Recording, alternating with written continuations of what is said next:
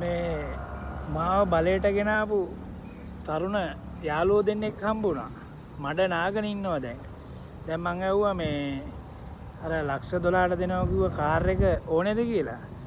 ඒක කෝටි 12ක් වුණත් කමක් නැහැලු ඒගොල්ලන්ට. ජපන් බයිසිකල් ඒකත් ප්‍රශ්නයක් නැහැලු.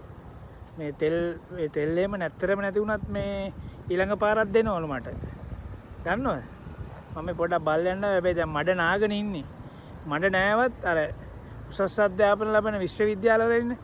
ඒ කට්ටිය මේගොල්ලෝ අන්දනවා ගානට. ඊළඟ පාරත් අනිවාර්යෙන් දෙනවලු මේ බයික් ප්‍රශ්නයක් නෑ කිව්වා, කාර් ප්‍රශ්නයක් නෑ කිව්වා, පඩි මාස 6න් ආයට ඕනෙත් නෑ කිව්වා. අහක බලාගෙනම ඉන්නවර. එයාට දැන් මම කොච්චර කතා කරත් බලන්නේ නැහැ. මං අහුවා දැන් කාර්යේම ප්‍රශ්නයක් නෑලු කෝටි 12 වුණත්. කෝටි 12 වුණත් මේ ප්‍රශ්නයක් නෑලු. මං ඊළඟ පාරක් දෙන්නේ දුන්න කෙනාට තමයි. අර මඩ නානවා. තේනවනේ? හදන්න බෑ අර.